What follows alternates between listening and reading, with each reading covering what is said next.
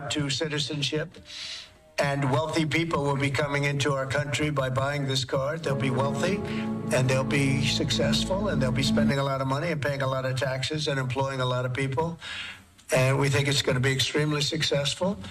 And never been done before or anything like this, but it's something that we're going to be putting out over the next, would you say 2 weeks out? Do you want to say a couple of words about it? Sure. Mr. President, are there Wait a minute. requirements for that gold Hang on a card? second. Do you have to invest a certain amount of money in this country in order to qualify for that gold card? Yeah, exactly. So Go the ahead. EB-5 program was really, you lend some money, but it was full of nonsense, make-believe, and fraud, and it was a way to get a green card that was low-priced. So the president said, rather than having this sort of ridiculous EB-5 program, we're going to end the EB-5 program. We're going to replace it with the Trump Gold Card, which is really a green card gold, so they'll be able to pay $5 million to the U.S. government. They'll have to go through vetting, of course. We're going to make sure they're wonderful, world-class global citizens. They can come to America. The president can give them a green card, and they can invest in America, and we can use that money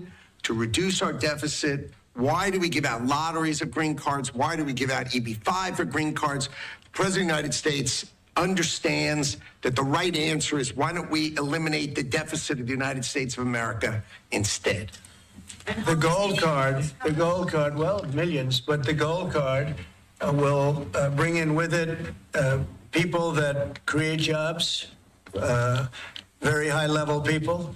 I think companies will pay to get people in. For instance, you today graduate from the Wharton School of Finance or Harvard or Stanford or any college, and nobody knows if you can even go to work for a company. So Apple and all these companies that want to get people to be working for them will be able to buy a card, and for the people that are number one in their class at top schools. I see that as one of the things, but generally speaking, it'll be people with money and people that create jobs, and they won't have to pay any tax on income outside of the United States, which they're not paying right now. They're not citizens, but they'll have to pay if they create jobs in the United States. They'll pay full taxes like everybody else.